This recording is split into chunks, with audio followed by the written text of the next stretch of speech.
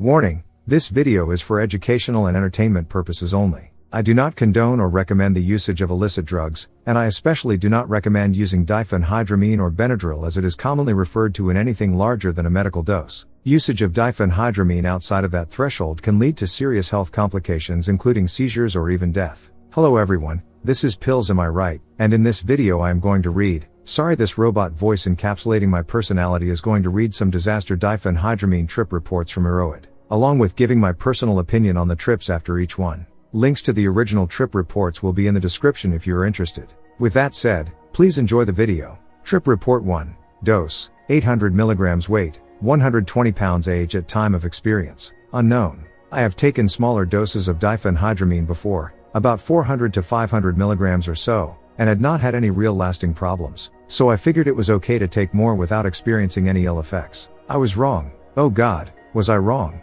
I was walking to school one morning in October and I stopped by the grocery store on the way there to pick up the pills. I purchased a bottle of 32 50 mg gel tabs of Unisom, a sleep aid, and a Butterfinger bar. As I left the store, and continued on my way to school, I downed 16 of the little blue pills. This was at about 6:20 a.m.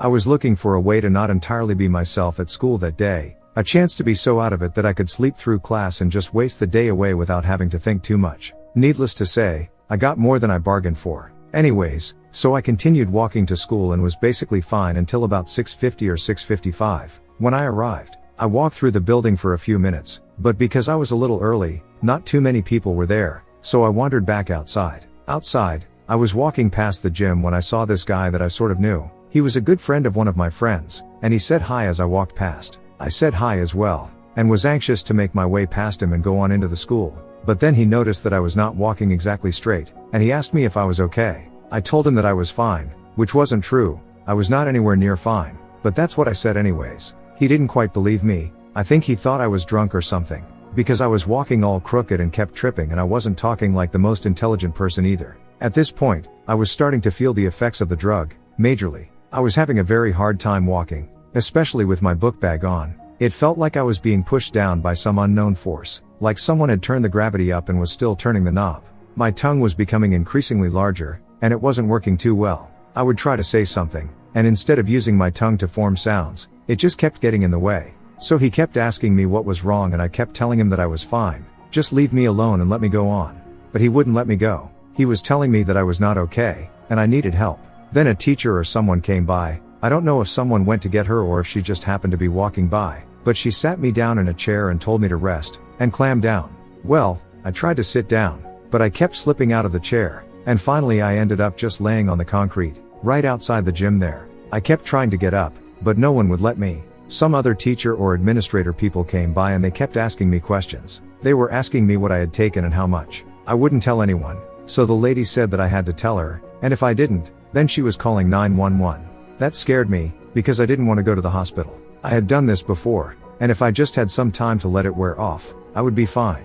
I don't remember too much of what happened next, just bits and pieces, but I think my friend's friend and some other teacher helped me walk to the attendant's office and they put me in a chair. I vaguely remember the lady calling 911 and giving the address of the school to whoever was on the line.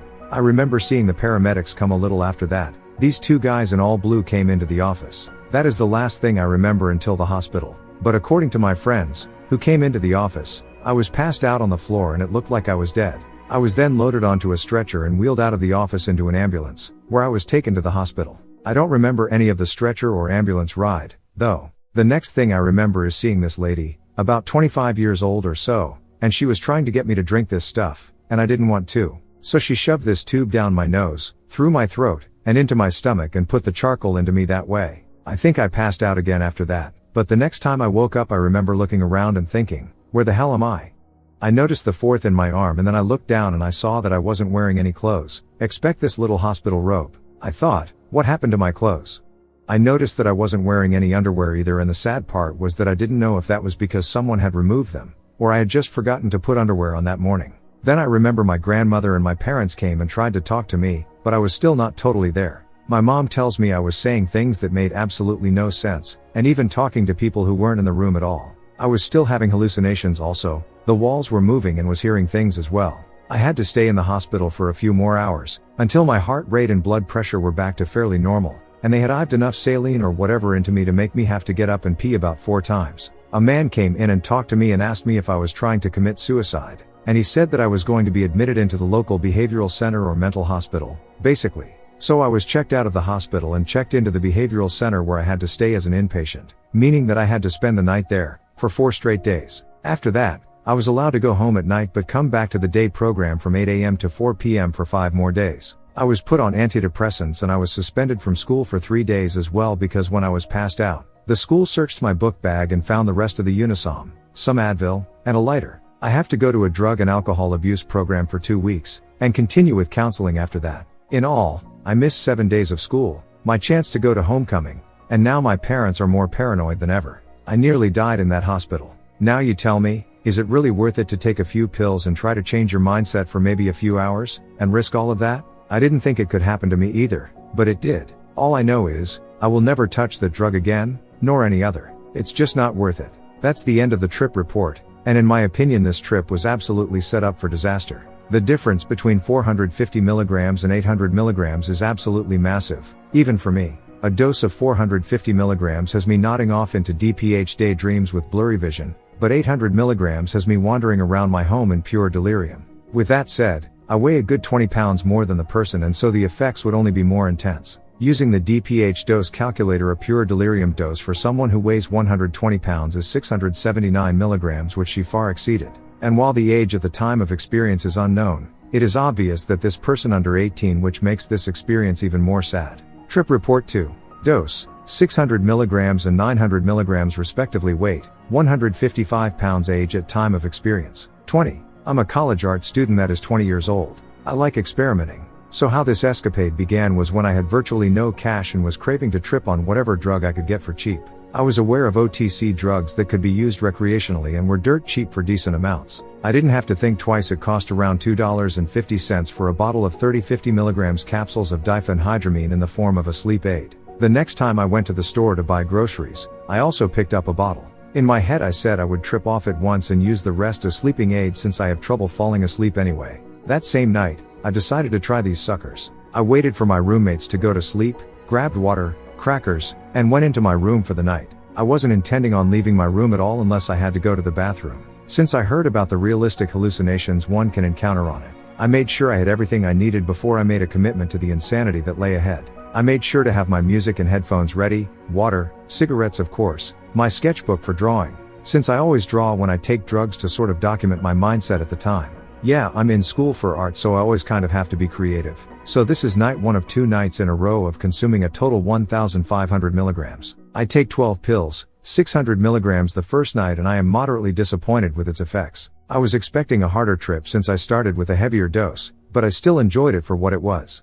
Dirty trips interest me. I have a strange curiosity towards disturbing, intense, unpredictable things. It correlates with my artwork in a way, because I paint gore and creepy creatures and strange things. I guess I was just expecting too much to happen, but I'll tell you the few interesting snippets I remember. The effects came on in about an hour and they came on ever so slowly. First thing I noticed was when I looked at the legs of my desk chair, there appeared to be electricity running all around it. After testing out all the other objects in my room for electricity, my eyes began to do weird things. My vision was vibrating rapidly, but not the dizzy sort of eyes. It made the whole world seem foreign and uninviting. I would always hear a random sound once, and then it would repeat itself over and over again. One of them I remember distinctly was silverware clanking, but it sounded so loud like it was coming out of my head, which was impossible but happening, which made it so alien. Imagine a recorded sound effect that was played over and over. There was no variation in the volume or the pitch of the sound. I saw a giant eyeball floating in the middle of my room, which was pretty cool. It was semi-transparent and green and it kept darting all over the place. I also remember that any visual I saw was always vibrating noticeably no matter how large or small the hallucination was. I saw a green vibrating bloody pile of human remains, which was freaky and intriguing at the same time.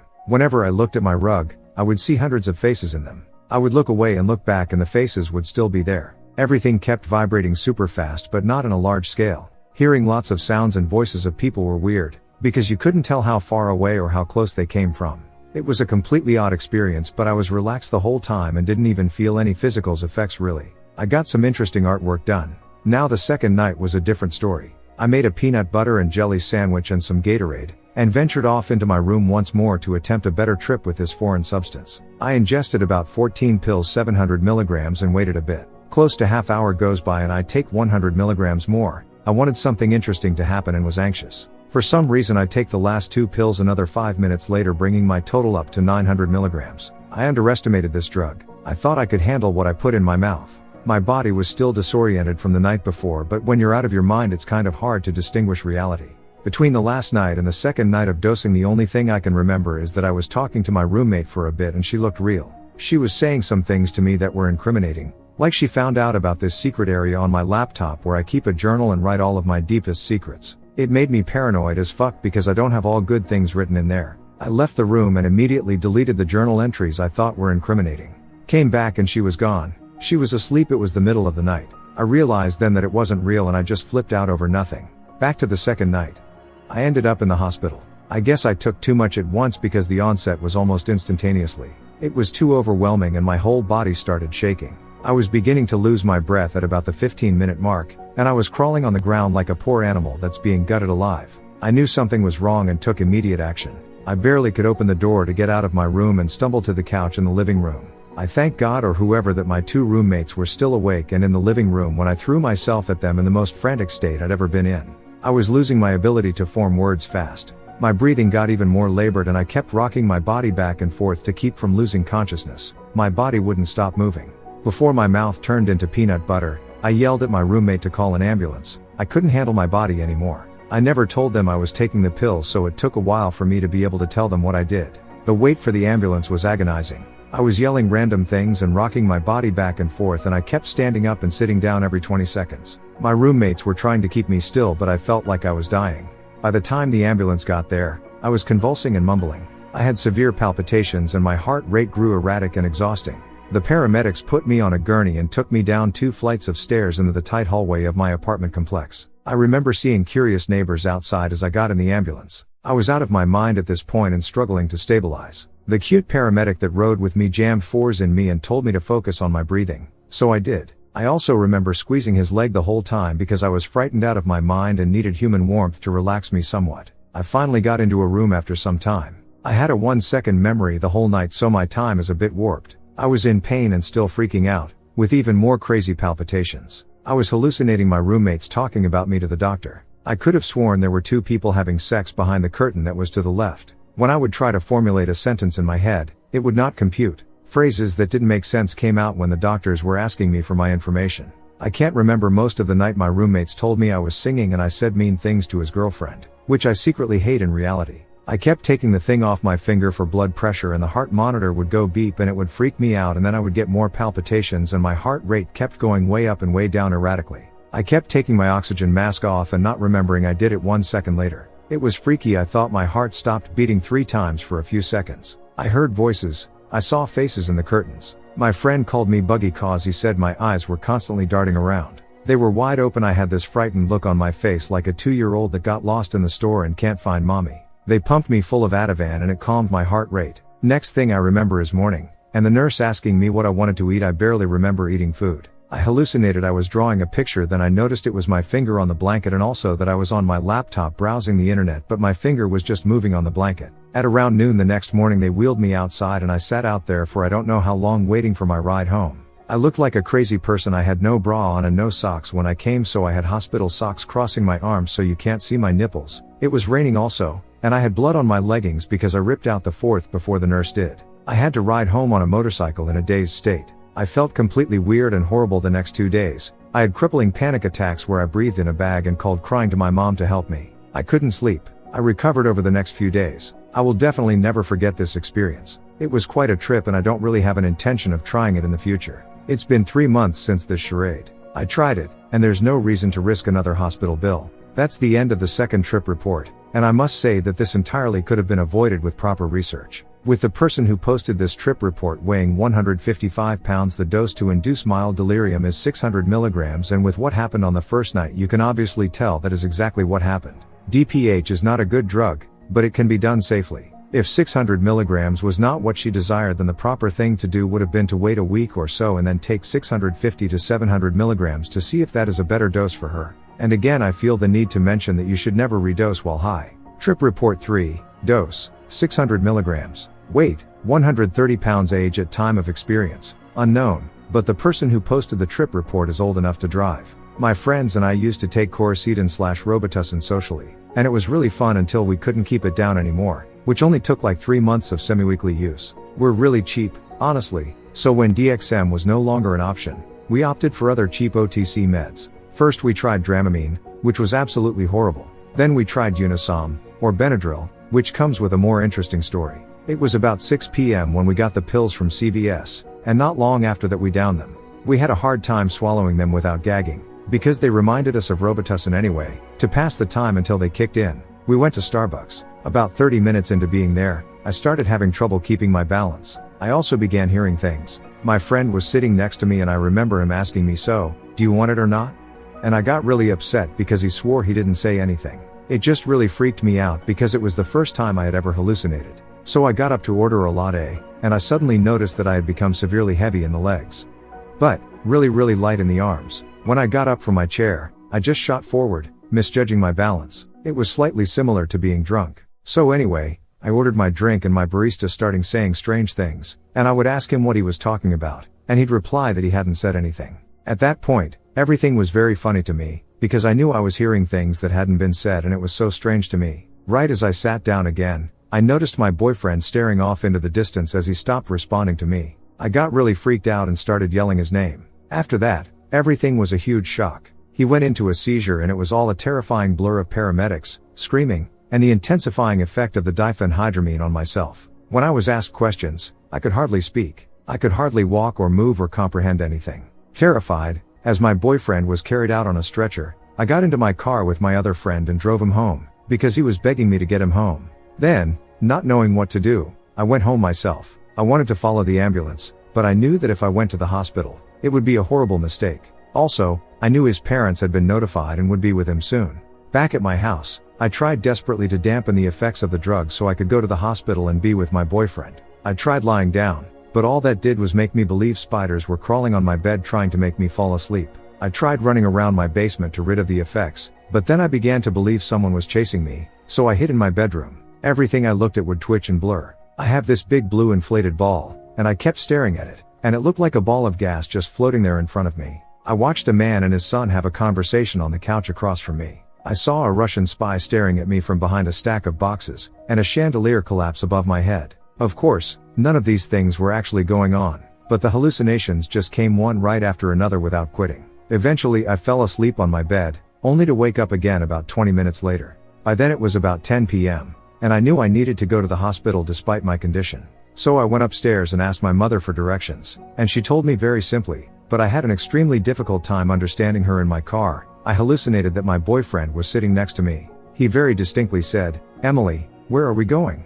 And I replied that we were going to the hospital. Then, realizing he wasn't really there, I swerved and started screaming, "No, no, no, you shut up." I also kept hearing my cell phone going off, and I kept trying to answer it, but no one had called me. Finally, I got to the hospital and tried to find the entrance. Unfortunately, after searching for about 20 minutes, I realized I wasn't at the hospital at all, but at a homeless shelter. So I got into my car and began driving again. I did eventually find the actual hospital, but by then, it was midnight. I called my mom and asked her how to get into the hospital, because all the doors I found were locked. She got really frustrated with me and said she was coming to help me. Before she had a chance to get there, I did find the ER entrance, and I spoke to my boyfriend's mother, who said I couldn't go back into the ER room. Very frustrated, I left and couldn't find my car for another 30 minutes. When I got home, I found out my mom had gone to the hospital to find me. It all kept up until I had slept through 9 steady hours of the night, from which I awoke to the same nightmare I thought I had dreamt up. That next day, I did nothing but cry and relive the moments of my boyfriend's seizure. I could do nothing but sit and wait for news on how he was doing. It was truly the most desperate, fearful day of my life. I remember sitting on the bathroom floor, imagining my boyfriend as a child and wishing I had never met him so that he would be spared this experience. I really blamed myself completely and irrationally. After diphenhydramine, I realized I had so much to lose. I swore to myself that I would never do any drugs again, and I promised myself I'd never let anything happen to my boyfriend again either. I would never recommend diphenhydramine to anyone. After the experience, I did some research into the drug and its effect concerning seizures, and apparently they are pretty common to the recreational use of diphenhydramine. My boyfriend's still waiting to go in for an EKG, but we're pretty sure he didn't sustain any long-term brain damage. And despite his being fine now, that experience was terribly painful, and I would never risk it again. That's the end of the third trip report, and I honestly have a lot to say about that one. For starters, DPH is not a substitute for DXM. Even though both of them are over-the-counter medications, they could not be any more different. It seems their knowledge of DXM influenced how they approached DPH as well. With DXM, unless you're buying robo-tabs, you are most likely downing an entire bottle, if not more than one bottle of cough suppressant pills or bottles of cough syrup, which just cannot be done with DPH. Another point I want to mention is that you should never trip in public for your first experience with a substance, but you definitely should not trip in public without a trip sitter, which her and her boyfriend did not have for their very first experience of DPH, along with the fact that they took quite sizable doses. My final point is just the Erowid note on the trip report. Driving while intoxicated, tripping, or extremely sleep deprived is dangerous and irresponsible because it endangers other people. Don't do it. That's all the reports that I have for this video. Thank you all for listening, and I hope you enjoyed. If you listened this far, then please do consider liking the video, subscribing to the channel, or even leaving a comment, as it helps me out more than you realize. This is Pills Am I Right signing off. Till next time.